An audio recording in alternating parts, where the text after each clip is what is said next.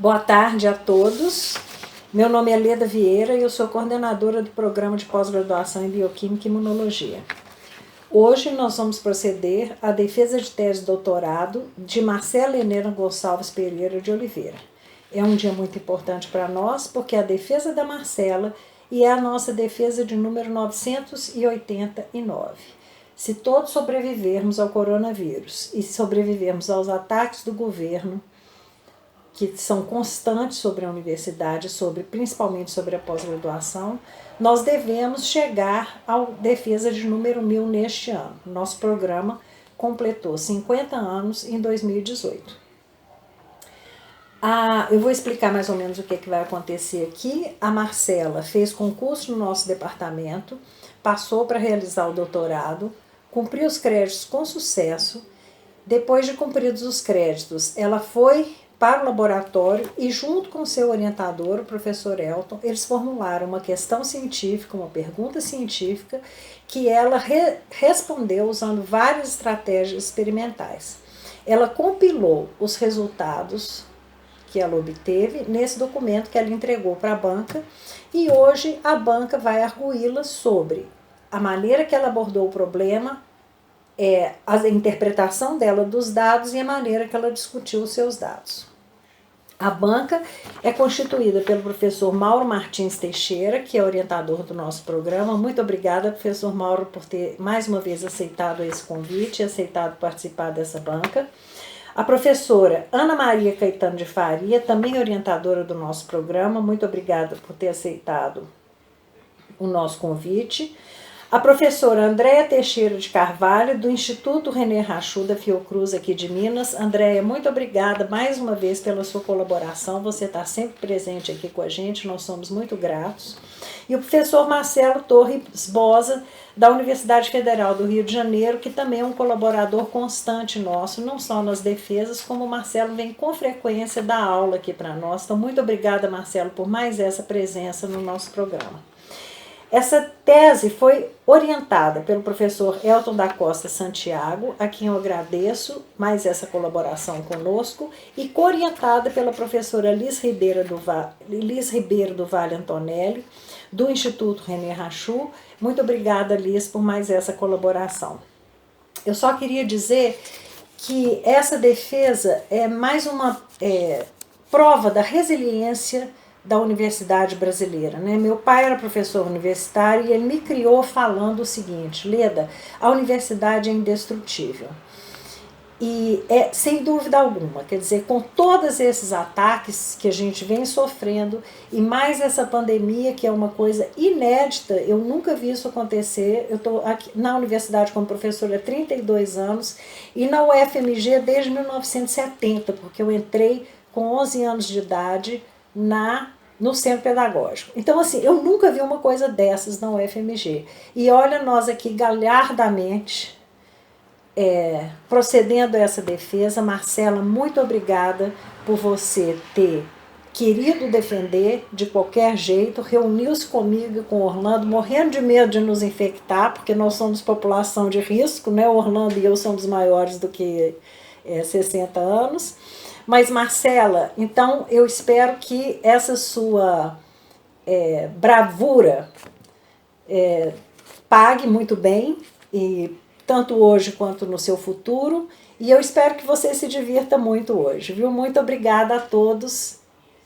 Uma boa defesa.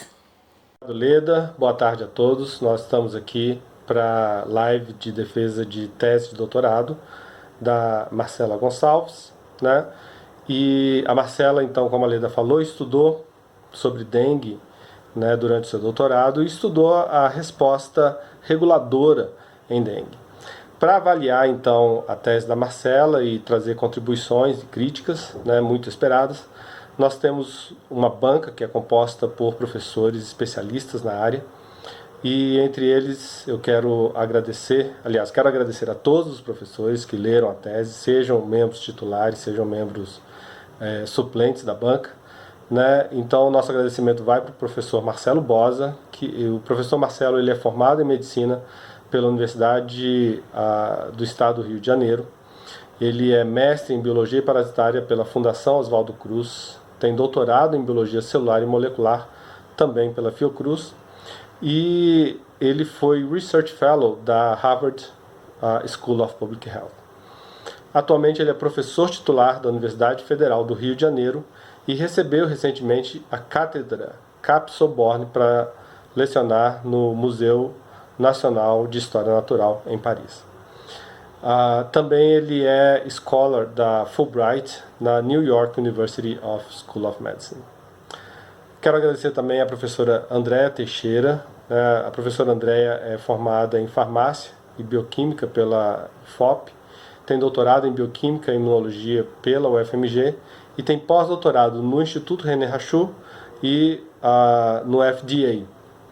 A Andréa, atualmente, ela é pesquisadora em saúde pública da Fundação Oswaldo Cruz e trabalha muito com citometria de fluxo, com resposta imunológica a doenças infecciosas, inclusive a doenças virais, e nós queremos que tenha uma contribuição muito grande para trazer para a tese também. A professora Ana Maria é professora do Departamento de Bioquímica e Imunologia, formada em Medicina pela UFMG, tem mestrado em Microbiologia também pela UFMG e doutorado em Imunologia pela Universidade de São Paulo. Ela fez pós-doutorado na Harvard Medical School e ela foi pesquisadora na Universidade de Bolonha, na Itália, e na Rockefeller University. A professora Ana Maria é uma colaboradora do nosso grupo, né, e tem uma larga experiência em resposta reguladora, em tolerância, em células T reguladoras. Então, nós queremos que a professora Ana tenha essa contribuição bastante importante para trazer. O professor Mauro Martins Teixeira, ele é médico pela UFMG, tem doutorado em imunofarmacologia pela University of London e é professor titular do Departamento de Bioquímica atualmente. Né? Ele é membro da Academia Brasileira de Ciências, da Ordem Nacional do Mérito Científico e Tecnológico e da Academia Mundial de Ciências. E o professor Mauro Martins Teixeira, ele é coordenador do INCT Dengue, então é uma referência no Brasil sobre dengue. Então, por esse motivo, nós temos certeza que o professor Mauro tem uma contribuição enorme, junto com os demais membros da banca, a oferecer para a tese da Marcela. Nós ainda temos como membros suplentes a professora Vivian Vasconcelos, que é professora do Departamento de Morfologia da UFMG. Ela é formada em fisioterapia, tem mestrado e doutorado pela microbiologia aqui da UFMG, tem pós-doutorado no Smart Center da National University of Singapore, em Singapura, e tem pós-doutorado também aqui no departamento.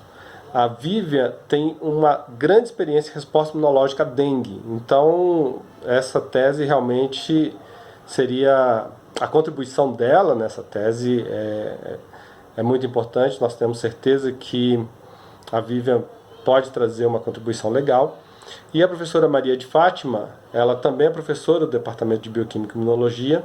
Ela é formada em farmácia e bioquímica pela UFMG, com mestrado em microbiologia pela UFMG e também doutorado em microbiologia.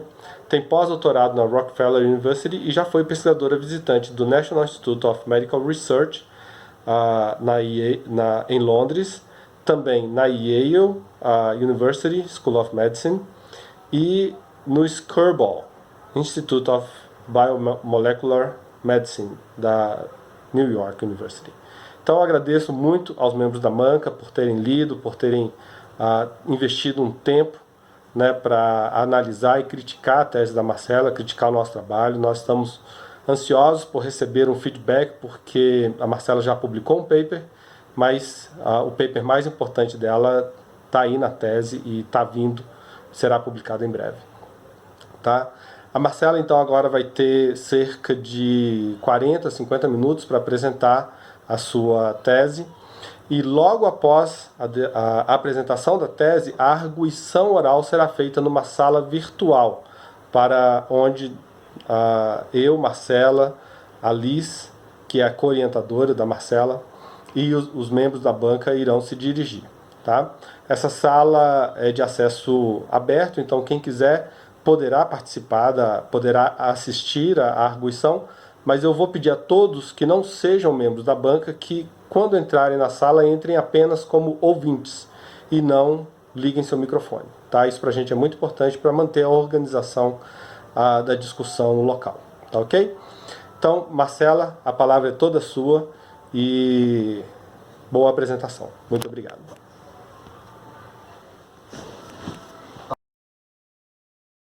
Então, boa tarde a todos. Meu nome é Marcela e hoje eu estou aqui para falar então sobre o trabalho que eu venho desenvolvendo nesses últimos 4 anos de doutorado. E o título do trabalho que eu desenvolvi, juntamente com o meu orientador, Elton da Costa Santiago, e com a co-orientadora Liz Ribeiro do Vale Antonelli, é Mecanismos de Regulação da Resposta Imune na Dengue Humana. A dengue, ela está localizada, né? Ela encontra-se principalmente nos países que localizam-se entre os trópicos, ela é amplamente, né, disseminada nesses países. E, infelizmente, anualmente a gente tem cerca de 50 milhões de pessoas que são infectadas por dengue. Nos últimos 10 anos, aqui em Minas Gerais, a gente teve 3 grandes epidemias de dengue, que foram nos anos 3 grandes epidemias nos anos de 2013, 2016 e também no ano passado. A gente também teve uma epidemia bem considerável no ano de 2015. A gente observa que a dengue é uma doença sazonal, que acontece principalmente nos meses de muito calor e bastante chuvas, né? E o que é a dengue? A dengue é uma doença febril aguda, transmitida pelo mosquito Aedes aegypti, mas também pode ser transmitida pelo Aedes albopictus. Ela é uma doença causada por vírus e existem 4 serotipos dengue, o dengue 1, 2, o 3 e o 4. E os vírus dengues, eles são constituídos por 3 proteínas estruturais, capsídeo, membrana e envelope, e 7 proteínas estruturais, e aqui hoje eu vou dar um foco maior nas proteínas envelope, que é a proteína estrutural, e a proteína não estrutural NS3. Os vírus, após infectarem as células, eles precisam passar por um processo de maturação, que é a clivagem da pré-membrana. Após esse processo de maturação no complexo de Golgi, eles são considerados vírus maduros e aptos a infectar novas células ativamente. Além disso, as respostas imunes, né, que são montadas para combater a infecção do vírus da dengue em nós hospedeiros humanos, eu vou falar um pouco sobre elas, né, e sobre como acontece todo esse processo infeccioso, né.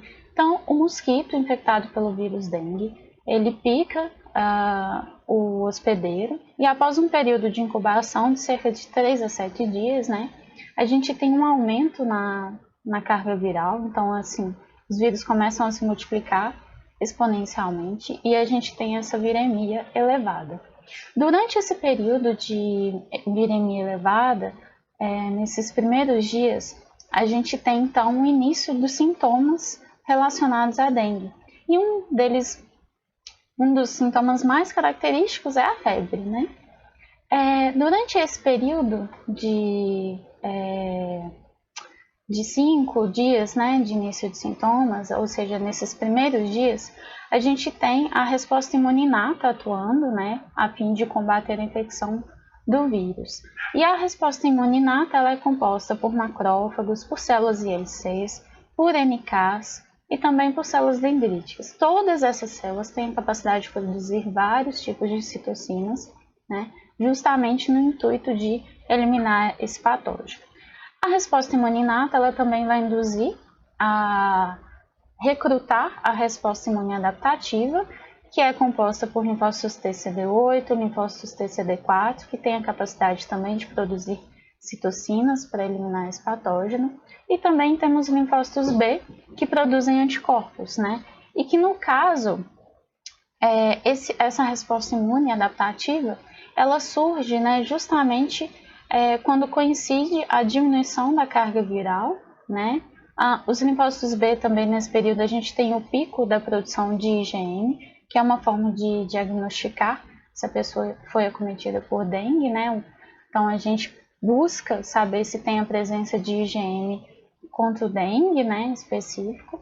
Além disso, no período que a resposta imune adaptativa entra para eliminar a infecção, é um período que é conhecido como zona de risco.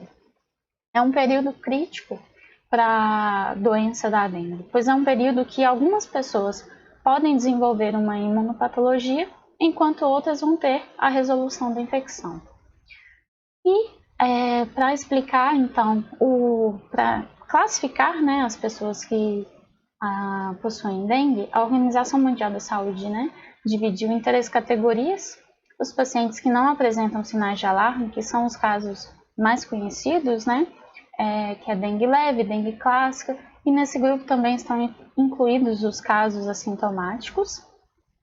Então, a grande maioria das pessoas que são infectadas pelo vírus dengue, elas apresentam, né, não apresentam sinais de alarme, elas são pessoas, né, pacientes desse grupo. No entanto, algumas pessoas vão desenvolver sinais de alarme, como, por exemplo, a queda abrupta de plaqueta, que é um sinal de alarme significativo para que essa pessoa tenha que ficar, né, nos ambulatórios e tenha uma supervisão médica, né, tenha um acompanhamento, justamente para poder verificar se vai conseguir aumentar os níveis de plaquetas. Então, se você precisou de ficar tomando soro, tá aí lembrando quando você teve dengue e teve a queda de plaquetas, e aí você ficou naquela ansiedade de tipo, eu preciso aumentar minha plaqueta para sair daqui logo. Então, a queda de plaquetas, ela é um sinal de alarme. Outro sinal de alarme é o sangramento de mucosa, como, por exemplo, sangramento nasal, né? Além disso, a pessoa pode ter uma dor abdominal muito intensa e persistente, né?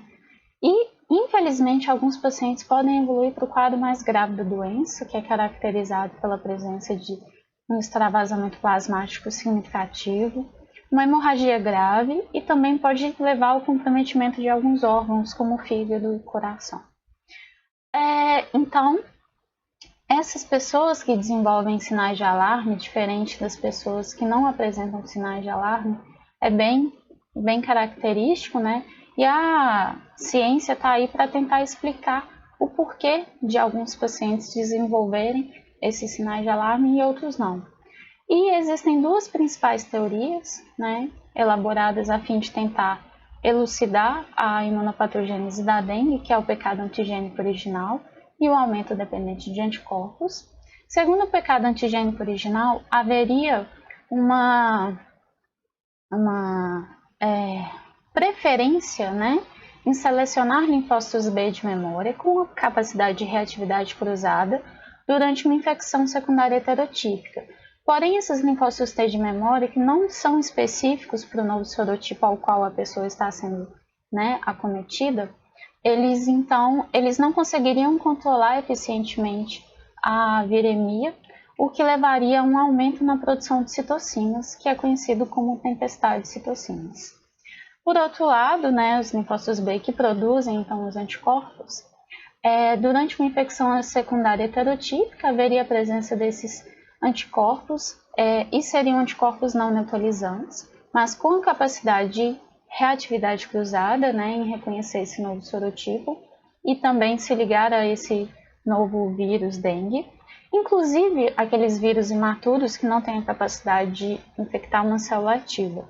Essa ligação do anticorpo com o vírus facilita a entrada do vírus em células como os monócitos, pois são células que têm receptores Fc-gama, que reconhecem essa porção do anticorpo. Portanto, esse complexo anticorpo e vírus, ele é facilitado pela entrada desse receptor Fc-gama, portanto, facilitando a entrada do vírus na célula, o que facilita a replicação dos vírus e aumenta a carga viral. Essa carga viral aumentada, né, leva a uma exacerbada tempestade de citocinas, e a tempestade de citocinas ela é responsável pela ativação vascular, por manifestações hemorrágicas e pela dengue grave. E quais seriam essas citocinas, então, que estariam participando, né, nessa tempestade de citocinas? A hiperativação imune, né, ela está relacionada, segundo alguns trabalhos, então, com o aumento de TNF, e TNF ele levaria, então, a um aumento da permeabilidade vascular e também da hemorragia. E isso é encontrado em pacientes com dengue grave e também que apresentam sinais de alarme. Além disso, outras citocinas como o interferon gama e o L6 também estão aumentados. bem como o aumento da citocina anti-inflamatória IL-10 também foi encontrado nos pacientes que apresentam sinais de alarme dengue grave. E isso tudo foi verificado no soro desses pacientes durante a fase virêmica, que é justamente aquele início, né, em que se tem o aumento da carga viral, aquele pico da viremia, e é quando o sistema imuninato está atuando. Por outro lado, quando a gente verifica a presença de interferon gama produzido por linfócitos T CD8, mesmo na presença dos anticorpos não neutralizantes, esse interferon gama ele é responsável por diminuir a carga viral, levando à resistência à infecção pelo vírus dengue. Além disso, as citocinas como TNF-L2 e interferon gama, provenientes de linfócitos T CD4, também foram relatados na resistência à infecção pelo vírus da dengue. Outra população celular muito importante que foi induzida em voluntários que receberam uma vacina contra a dengue é a população de linfócitos TCD4 multifuncionais, que tem a capacidade de produzir interferon gama, TNF e L2 simultaneamente.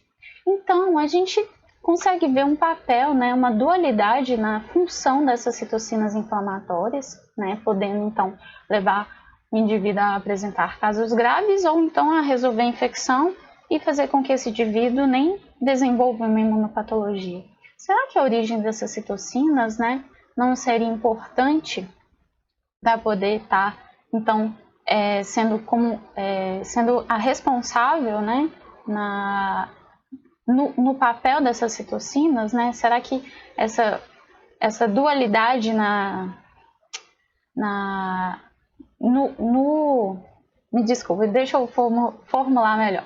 Será que a dualidade na função dessas citocinas inflamatórias, né, em alguns casos levando a resposta ao paciente que apresenta sinais de alarme, em outros casos resolvendo a infecção? Então será que a origem dessas citocinas não são as responsáveis então por levar a melhora clínica ou a piora clínica, né? E isso é uma abordagem que um grupo do nosso trabalho vem levantando, né? Começou pela Laila, a aluna também que já passou pelo nosso laboratório, e hoje é a Iracema que está trabalhando com isso e trará breve, né, umas respostas para a gente poder acompanhar esse assunto. Além disso, o que a gente pode observar é que, de todo modo, a gente vê um aumento na inflamação, né, nos dois pacientes.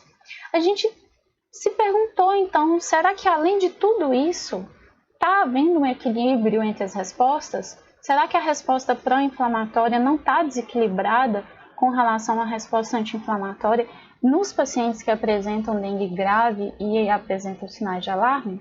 A nossa hipótese, portanto, né, é que o balanço entre as respostas inflamatórias e reguladoras esteja comprometido em pacientes que apresentam sinais de alarme ou dengue grave. E existem alguns mecanismos reguladores muito importantes para poder controlar a resposta inflamatória, né, e suprimir, então, a atividade das células T efetoras. As células T multifuncionais, por exemplo, né, que têm a capacidade de produzir IL-10, foram relacionadas na prevenção da hiperinflamação, bem como foram associadas a uma evolução favorável em doenças infecciosas como malária, toxoplasmose, chagas e também influenza. Além disso, as células T reguladoras são um importante componente regulador, pois elas têm a capacidade de produzir citocinas anti-inflamatórias, que vão então suprimir a atividade de células T efetoras, e elas também expressam moléculas reguladoras na superfície celular, que irão então se ligar aos receptores presentes nas células T efetoras e então controlando a atividade, né, das células T efetoras e controlando a resposta inflamatória. São dois mecanismos reguladores bem importantes para ser estudado na dengue, por exemplo. Então, nosso objetivo é avaliar e comparar o perfil da regulação da resposta imune, mediado pelas células T multifuncionais produtoras de IL-10 e também das células T reguladoras, entre os pacientes que apresentam dengue leve, comparando com os pacientes que apresentam sinais de alarme ou dengue grave. Para isso, então, nós coletamos amostras de sangue de voluntários saudáveis, de pacientes com dengue, tanto sem sinais de alarme quanto os pacientes que apresentavam sinais de alarme ou dengue grave, durante a fase virêmica, que seria até o 5º dia, após o início dos sintomas, que é justamente para a gente fazer o teste, né, verificar por qual sorotipo esses pacientes foram acometidos, e no nosso caso, todos foram dengue do tipo 1. A gente também coletou durante a fase crítica para investigar a presença de anticorpos IgM, que é também um outro método diagnóstico muito importante. A nossa coorte, então, uma tabela, né, explicando alguns elementos importantes, a gente pode observar que os nossos pacientes com dengue leve e também os pacientes que apresentam sinais de alarme ou dengue grave, eles têm uma idade elevada comparado com com o nosso grupo controle. Além disso, a maioria dos nossos voluntários, tanto pacientes quanto o do grupo controle, são do sexo feminino. O nosso grupo controle testou negativo tanto para a presença do vírus quanto para a presença dos anticorpos IgM ou IgG de dengue. Os nossos pacientes são do sorotipo dengue 1. A gente observa que a maioria dos pacientes com dengue que apresentam sinais de alarme ou dengue grave, eles estão em uma infecção secundária. Além disso, como esperado, a gente observa que os pacientes que apresentam sinais de alarme e dengue grave têm uma menor contagem de plaquetas, né, comparado com os pacientes que apresentam dengue leve. E verificamos também o perfil de citocinas no plasma, né, desses voluntários e dos pacientes. Para isso, a gente verificou tanto na fase crítica da doença, né, que são aproximadamente 7 dias após o início dos sintomas, e também na fase de convalescência, que seria quando os indivíduos já tinham se recuperado da doença, né, mais de 30 dias após o início da doença. A gente verificou a presença, então, de interferon TNF-IL10, né, no plasma desses pacientes. Durante todos os grafos, a gente pode observar que a bolinha aberta é o nosso grupo controle, quadrado verde é o nosso grupo de dengue leve, o triângulo azul é o nosso grupo de sinais de alarme, né, dos pacientes que apresentam sinais de alarme, e também dos pacientes com dengue grave. Com relação à presença de interferon gama e TNF no plasma desses pacientes, a gente consegue observar que está elevado nos pacientes que apresentam dengue leve, tanto durante a fase crítica quanto durante a fase de convalescência, e está em níveis maiores quando comparado com o dos pacientes que apresentam sinais de alarme ou dengue grave. A gente observa que para a citocina anti-inflamatória IL-10, os pacientes que apresentam dengue, independente da classificação clínica, têm aumentado essa citocina no plasma comparado com o grupo controle. A gente também investigou, né, se essas citocinas poderiam estar distribuídas em formas diferentes com relação se infecção primária, se o paciente tinha uma infecção secundária. Com relação às citocinas inflamatórias, interferon e TNF não tem diferença entre os grupos, mas com relação a IL-10, a gente consegue observar que está elevado, né, nos pacientes que foram acometidos por uma infecção secundária, comparado com os pacientes que estavam com infecção primária. Além disso, é extremamente importante avaliar a origem da produção dessas citocinas durante a fase crítica.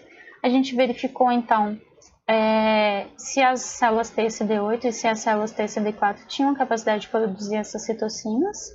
E como que a gente fez isso? A gente coleta, então, separa as células mononucleares do sangue, né, periférico, para avaliar tanto a produção de citocinas inflamatórias por esses linfócitos T, e também para verificar, né, os nossos mecanismos reguladores, que seriam então as células T multifuncionais, que têm a capacidade de produzir L10, e também as células T reguladoras. A gente então coloca essas células mononucleares do sangue periférico, a gente deixou elas na ausência de estímulo, né, como um controle negativo, como a produção basal de citocinas, para avaliar a produção basal. A gente também estimulou com um estímulo policlonal, que é o anti-CD3 e o anti-CD28, que foi o nosso controle positivo. A gente também adicionou o estímulo específico, que é a biblioteca de envelope de dengue 1 e também a biblioteca de NS3 de dengue 1, né?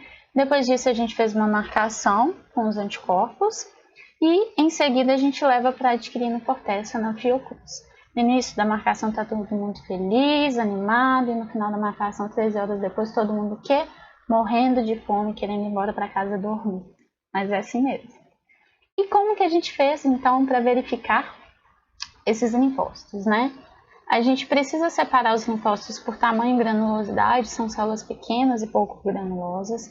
A gente exclui qualquer possibilidade de ter células agrumadas ou double cells. A gente também exclui a possibilidade de interferência durante a aquisição, às vezes uma bolha entra e tal, a gente tira. E a gente seleciona os linfócitos TCD3 vivos, né, que são, depois de todas essas etapas, a gente então seleciona apenas os linfócitos TCD3 vivos, e dentro dessa população que a gente seleciona a nossa população de estudo, que é os linfócitos TCD4 e os linfócitos TCD8. E aí a gente verifica a produção das citocinas de interferon, TNF e L10, né? Aqui é uma representação quando na ausência de estímulo ou quando na presença do estímulo específico. Da interferon, a gente pode ver que tem um aumento significativo de produção, da TNF também tem, e também para IL-10. Ficou muito bonitinha essa representação, eu amei. E aí a gente vai verificar isso produzido pelos linfócitos T simples produtores, né, que são as células T que têm a capacidade de produzir apenas um tipo de citocina. Até então, na graduação, eu só achei que só existia esse tipo de célula, mas aí, ao longo dos anos, fazendo mestrado, doutorado, foram surgindo novas possibilidades, né? A ciência foi avançando e conseguindo, né, melhorar a tecnologia, e detectamos que uma célula T ela tem capacidade, sim, de produzir 2 células ou até 3 células. A gente investigou, então, a presença desses três linfócitos, né? Os simples produtores, os duplo produtores e as células multifuncionais. Falando primeiramente das células T simples produtoras, a gente consegue observar que a frequência de células TCD4, né, específicas para a biblioteca de envelope, em pacientes que não apresentam sinais de alarme, elas tiveram a capacidade de produzir TNF, né? E essa frequência dessa população celular ela é significativamente maior em dengue leve comparado com o grupo que apresenta sinais de alarme durante a fase crítica da doença. Além disso, a população de CD8, também específica para o envelope, teve uma frequência elevada, né, dessas células TCD8 com capacidade de produzir TNF e L10 nos pacientes que apresentam dengue leve comparado com os que apresentam dengue com sinais de alarme. Com relação à fase de convalescência, a gente observa que os linfócitos TCD4 específicos para o envelope, né, tem uma maior frequência dessa população produzindo IL-10 em dengue leve comparado com os pacientes que apresentam sinais de alarme ou dengue grave. Para o estímulo específico de NS3, a gente consegue observar as mesmas coisas, né, a presença de linfócitos TCD4 produzindo IL-10 ou TNF, né, e uma maior frequência dessa população específica para o NS3 no grupo que não apresenta sinais de alarme, comparado com o grupo que apresenta sinais de alarme durante a fase crítica. Além disso, durante a fase de convalescência tem a presença de linfócitos TCD4 produzindo TNF e L10, né, nos pacientes que são dengue leve, comparado com o grupo que apresenta sinais de alarme. Com relação às células T duplo produtoras, a gente observa uma população de linfócitos TCD8 específicos para o envelope, produzindo interferon e TNF simultaneamente, né? E essa frequência dessas células é significativamente maior em dengue leve comparado com os pacientes que apresentam sinais de alarme e dengue grave. De modo importante, a gente consegue observar a presença de linfócitos TCD4 e CD8, né, específicos para o envelope, produzindo interferon e IL-10 simultaneamente a essas duas populações celulares. Só que essa frequência está elevada apenas nos pacientes que apresentam dengue leve comparado com o grupo que apresenta sinais de alarme ou dengue grave. E uma outra população muito importante, né, que também surge na convalescência, é a população de linfócitos TCD4 e CD8 que tem a capacidade de produzir TNF e L10, né? E essa frequência de linfócitos T específicos para o envelope é significativamente maior em pacientes com dengue leve comparado com o grupo que apresenta sinais de alarme. Com relação às células, né, específicas para o NS3 de dengue 1, a gente consegue observar, né, bem similar quando na presença do envelope, né, a gente vê então populações de linfócitos produzindo interferon e IL-10, né, simultaneamente, e também TNF e IL-10, e a frequência desses linfócitos específicos ao NS3, novamente, ela é significativamente maior em dengue leve comparado com os pacientes que apresentam sinais de alarme ou dengue grave. Com relação à frequência de células T triplo produtoras específicas do envelope, a gente não vê diferença entre as duas classificações da dengue, mas com relação à fase crítica, a gente observa que os linfócitos TCD8 que têm a capacidade de produzir interferon, TNF e IL-10 simultaneamente, essa população de linfócitos TCD8 específico para o NS3 é significativamente maior em pacientes que apresentam dengue leve, comparado com o grupo que apresenta sinais de alarme ou dengue grave. Além disso, durante a fase de convalescência, tanto os linfócitos TCD4 quanto os linfócitos TCD8 específicos para o NS3 têm a capacidade de produzir simultaneamente interferon, TNF e IL-10, e a frequência dessas células é maior em dengue leve comparado com o grupo que apresenta sinais de alarme ou dengue grave. Além de verificar a frequência dessa população celular, né, circulando no sangue periférico desses pacientes, a gente também precisa investigar o conteúdo intracelular para saber se há uma maior produção de citocinas, né, ou pelas células T simples produtoras, ou pelas células T duplo produtoras, ou pelas células T triplo produtoras. O que encontramos é que há maior produção de citocinas nas células que têm capacidade de produzir 3 citocinas simultaneamente ou 2 citocinas simultaneamente.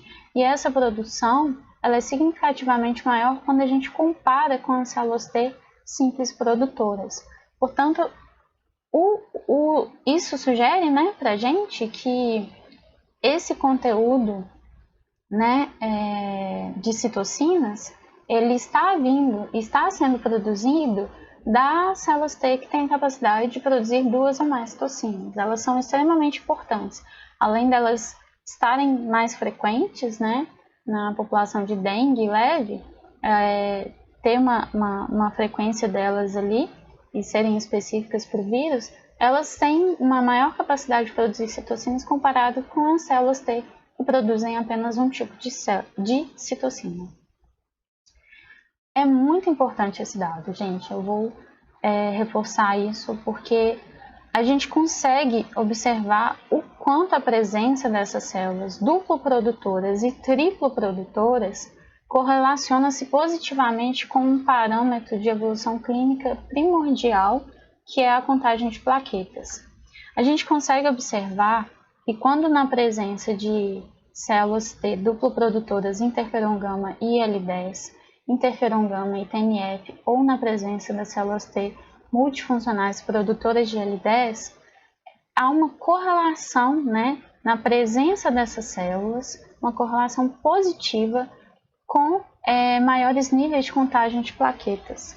Portanto, parece que a presença dessas células, só a presença delas, já faz com que os pacientes tenham um melhor prognóstico da doença.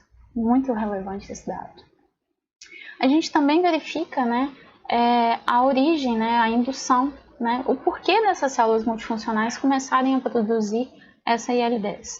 Existem vários mecanismos, seja através da sinalização de citocinas ou moléculas coestimuladoras, que podem fazer com que essas células T multifuncionais passem a produzir IL-10. Mas a gente sabe que a IL-27, né, coopera com a IL-12, tanto para o surgimento e função das células T multifuncionais, né, produtoras de IL-10. Então, a gente investigou a presença dessas 2 citocinas nos nossos pacientes com dengue. A gente consegue observar que com relação ao IL-27 não tem diferença entre os grupos, mas com relação ao IL-12, olha isso, está significativamente diminuído nos pacientes que apresentam sinais de alarme comparado com os pacientes que não apresentam sinais de alarme, que são pacientes com dengue clássica. E também é significativamente menor com relação ao controle. E isso sugere para a gente que a deficiência de IL-12 pode estar associada à ausência das células T multifuncionais que têm capacidade de produzir IL-10 justamente nesses pacientes que apresentam sinais de alarme dengue grave, né? Isso pode explicar para a gente, então, o porquê de não ver essa população nesses pacientes que têm um pior prognóstico. Além disso, a gente também avaliou as subpopulações de linfócitos T, né? A vida de um linfócito T, ela começa, né, com um linfócito T naive, e aí depois ele é ativado, sofre expansão clonal, né? Então, eles se dividem, né, em células T naive, aqui em roxo, células T de memória central, em azul, em verde como células T efetoras de transição, aqui nesse quadrante, e em vermelho, células T de memória efetora, nesse quadrante. A gente verificou que não há diferença com relação aos níveis, né, entre as frequências dessas quatro subpopulações de linfócitos T, entre as duas classificações de dengue, mas a gente também verificou a presença de moléculas reguladoras expressas por cada uma dessas subpopulações. E com relação às células de memória efetora, a gente pode observar que a maior frequência, né, de células T CD4 de memória efetora expressando GTR, LAP e PD1 nos pacientes com dengue, independente da classificação, e isso durante a fase crítica. Quando eles estão, né, na fase de convalescência, quando se recuperaram da doença, a gente observa que essa expressão de GTR, LAP e PD1 retorna aos níveis basais nas células TCD4 de memória efetora. Então, agora falando sobre o segundo mecanismo regulador muito importante, né, que são as T reguladoras, a gente sabe que elas então conseguem controlar a inflamação através de moléculas reguladoras, seja como CD200, LAG3, né, que estão expressas aqui na superfície das T reguladoras. Elas produzem citocinas anti-inflamatórias como a IL-10 e a expressão do fator de transcrição FOXP3 é primordial para poder caracterizar essa população como célula T reguladora. Mas a gente caracterizou um pouco melhor essas T reguladoras. Vocês vão notar que a partir do gate, né, a partir da população de linfócitos TCD4, a gente seleciona então as células que expressam em elevados níveis de CD25 e baixos níveis de CD127. A gente também seleciona, né, as células que têm capacidade de expressar o FOXP3. A gente faz, então, uma interseção entre essas duas populações celulares, selecionando apenas as células que fazem parte desses dois grupos, né, que então vão compor a nossa população de células T reguladoras, caracterizadas então por serem CD25 high, CD127 low e FOXP3 positivo. A gente verifica, né, que com relação à frequência total de T reguladoras, a gente não vê diferença entre os grupos de pacientes com dengue ou o grupo controle, mas a gente investiga a presença então de moléculas reguladoras expressas na superfície dessas T reguladoras. Podemos observar que há um aumento na frequência de T reguladora expressando GTR nos pacientes com dengue leve, comparado com os pacientes que apresentam sinais de alarme e também comparado com o controle, e isso na fase crítica da doença. Esse aumento ele permanece durante a fase de convalescência. Além disso, a gente consegue observar que tem um aumento na frequência de T reguladora expressando CD200 em pacientes com dengue leve, comparado com o grupo que apresenta sinais de alarme ou dengue grave durante a fase crítica.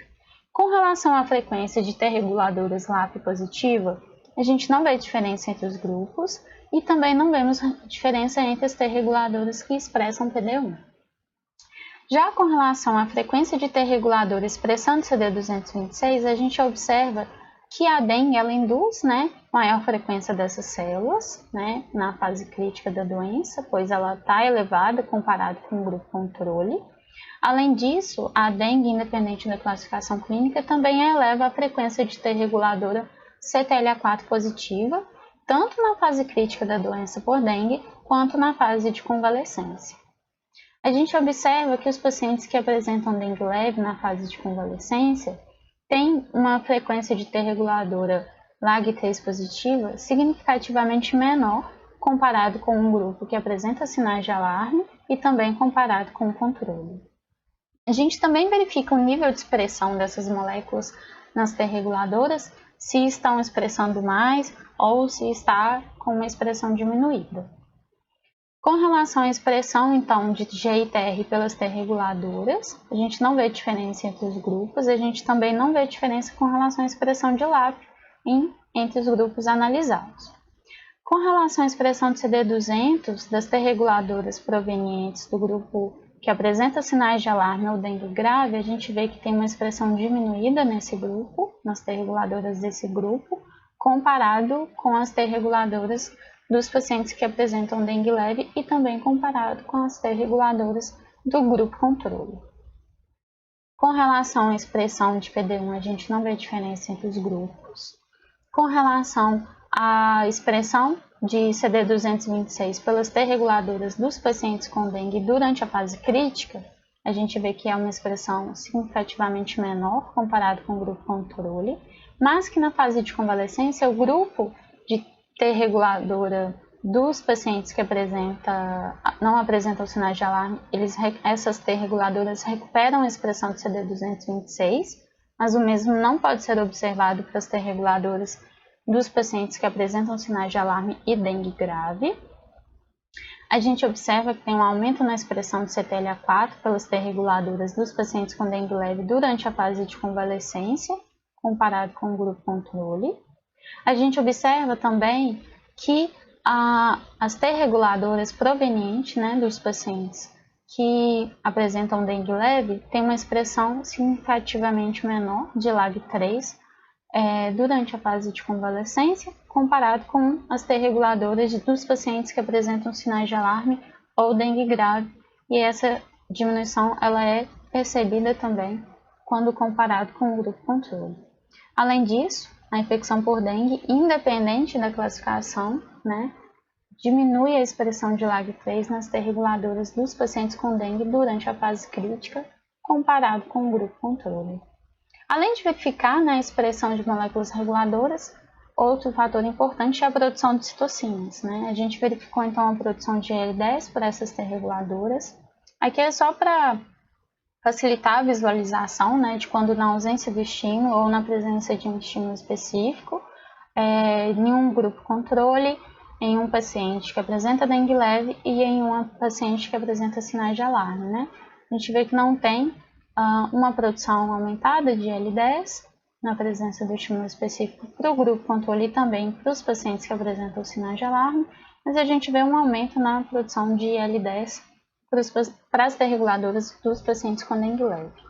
Além disso, quando a gente vai olhar o todo, a gente observa que durante a fase de convalescência, só pegar o mouse aqui, durante a fase de convalescência, as T reguladoras provenientes dos pacientes que apresentam dengue leve têm um aumento na frequência dessas T reguladoras específicas para o envelope, com a capacidade de produzir IL-10.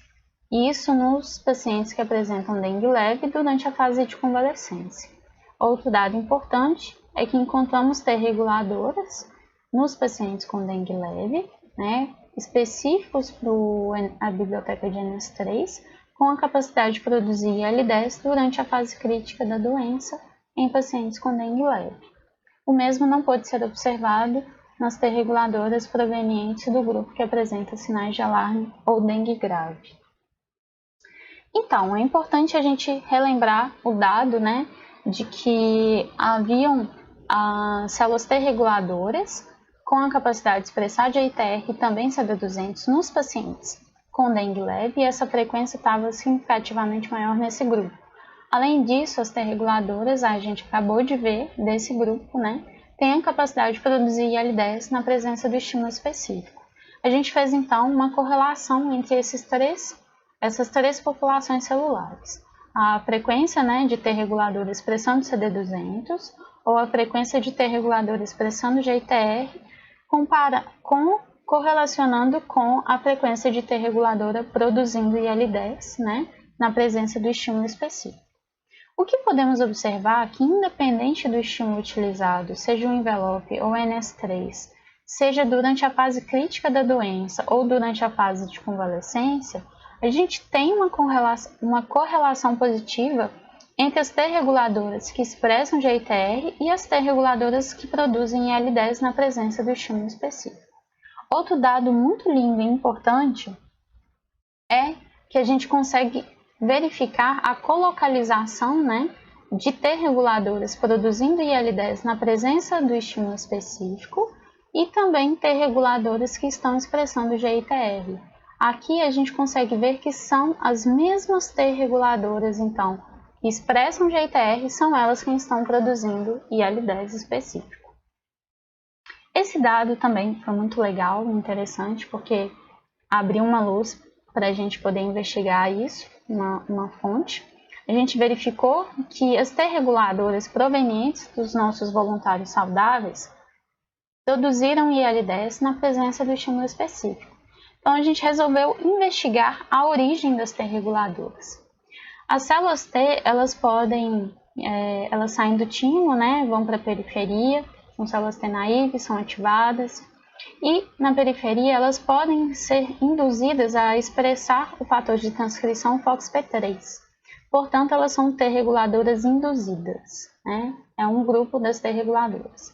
Outro grupo de T reguladoras são as T reguladoras tímicas, que saem do timo expressando o FOXP3 e também, em humanos, expressam o fator de transcrição Helios. São T reguladoras tímicas ou também conhecidas como T reguladoras naturais. As duas são importantes, né, para poder controlar a inflamação, mas a gente resolveu investigar a presença do fator de transcrição Helios nas nossas T reguladoras com capacidade de produzir IL-10. Observamos, né, que mais de 90% das T reguladoras específicas para o dengue, com a capacidade de produzir IL-10, também estavam expressando o fator de transcrição Helios. Portanto, tratam-se de T reguladoras tímicas. A gente também pode melhor caracterizar essa T reguladora, né, através de outros fatores de transcrição, como TBET, IRF4 e STAT3. Isso pode modular, né, a supressão da T reguladora. Se a T reguladora expressa TBET, ela vai ter um perfil regulador comprometido com o tipo de resposta TH1. Se ela expressa IRF4, ela vai ter um padrão de supressão de resposta comprometido com a resposta do tipo TH2 e também, no caso, se expressar a STAT3, ela vai então suprimir respostas do tipo TH17. A gente investigou a presença, então, nas nossas T reguladoras a presença de expressão de TBET. A gente consegue observar que cerca de 7%, né, cerca de 6,3% das T reguladoras que são específicas para o dengue e produzem IL-10, elas expressam também TBET, portanto tem o comprometimento de controlar uma resposta do tipo TH1. A gente também verificou se essas células T reguladoras tinham capacidade de proliferar na presença do estímulo específico através da expressão do Ki67. Então, quanto maior a expressão desse fator de transcrição Ki67, maior é a proliferação dessas células. A gente consegue observar que cerca de 9%, né, das T reguladoras que são específicas para o envelope e conseguem produzir IL-10, né, elas estão expressando então Ki67. Isso nos mostra que cerca de 9% de T reguladora específica para o dengue estão proliferando na presença do estímulo específico. Outro dado muito importante, né, de ser verificado é saber qual peptídeo da biblioteca de envelope estaria induzindo a produção de IL-10 nessas T reguladoras. A nossa biblioteca de envelope ela tem 97 peptídeos, né? Então, para verificar, para facilitar a gente achar esse peptídeo, a gente fez o mapeamento de epitopo iniciando com 10 pools, né? Sendo que o primeiro pool era composto então dos primeiros peptídeos, dos peptídeos do 1 ao 10 e assim respectivamente, né?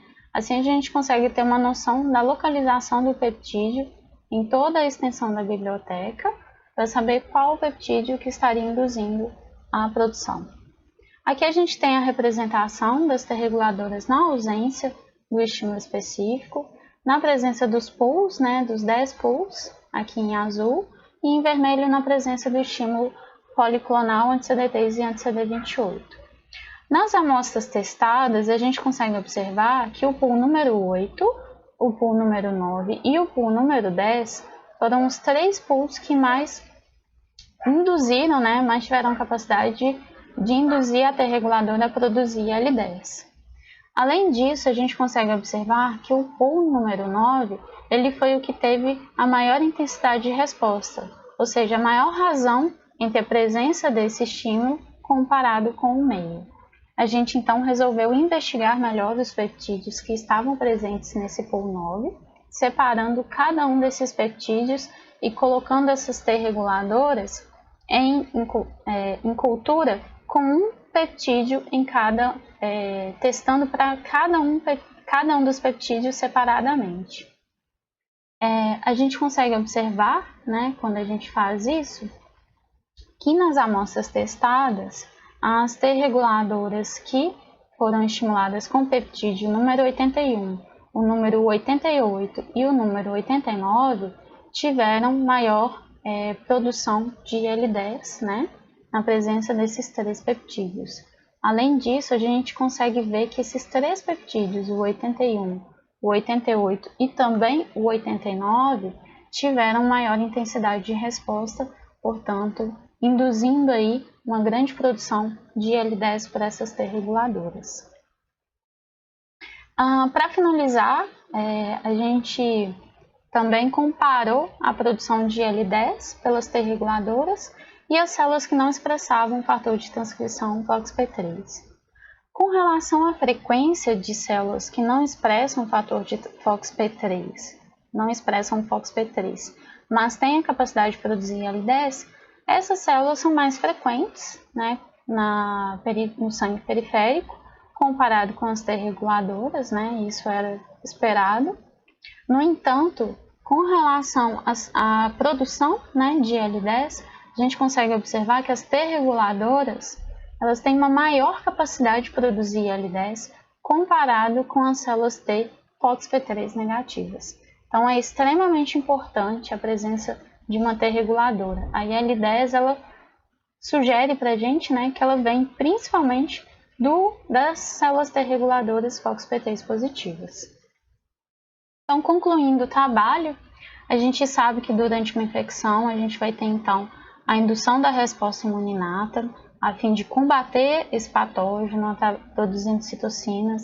A resposta imune inata ela também induz a resposta adaptativa a produzir citocinas inflamatórias, que induz mais a resposta inata e também vai tentar combater esse patógeno. Essas duas respostas elas levam a uma tempestade de citocinas importante, né, para poder eliminar essa infecção. Porém, nos pacientes que apresentam, né, dengue leve e não apresentam sinais de alarme, a gente encontrou componentes importantes da resposta adaptativa. A gente observou que há uma produção de citocinas inflamatórias pelas células T, CD4 e CD8 nesses pacientes. Além disso, a gente observa a presença de células T multifuncionais capazes de produzir L10, né? Essa população ela se correlaciona positivamente com um maior número de contagem de plaquetas, que é um prognóstico excelente para a evolução clínica.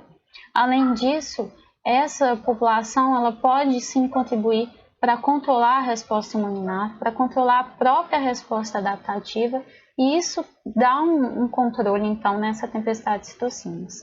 Outro componente regulador extremamente importante que a gente achou em dengue leve foram as presenças das T reguladoras tímicas, né, capazes de produzir IL-10 e também expressar o GITR, e também as T reguladoras que expressam CD200. Então, esses dois componentes, né, esses dois mecanismos reguladores presentes em dengue leve, parecem então contribuir para diminuir essa tempestade de citocinas, para poder adequar uma resposta e eliminar esse patógeno com um melhor prognóstico de evolução clínica. Por outro lado, os pacientes que apresentam sinais de alarme dengue grave, a gente não consegue observar as citocinas provenientes da resposta imune adaptativa. A gente também vê que está bem diminuído, né, a frequência de T multifuncional com a capacidade de produzir L10 nos pacientes que apresentam sinais de alarme, e também parece que as T reguladoras desses pacientes seja uma T reguladora disfuncional. Então, eles não têm dois mecanismos reguladores extremamente importantes para controlar a inflamação, para controlar essa tempestade de citocinas exacerbada, né? E além disso, eu espero que a Iracema continue respondendo a nossa pergunta, porque já que as citocinas inflamatórias não estão vindo da resposta adaptativa, né, ela deve estar vindo, né, da resposta imuninata mesmo. E aí a Iracema consegue responder isso para a gente no futuro.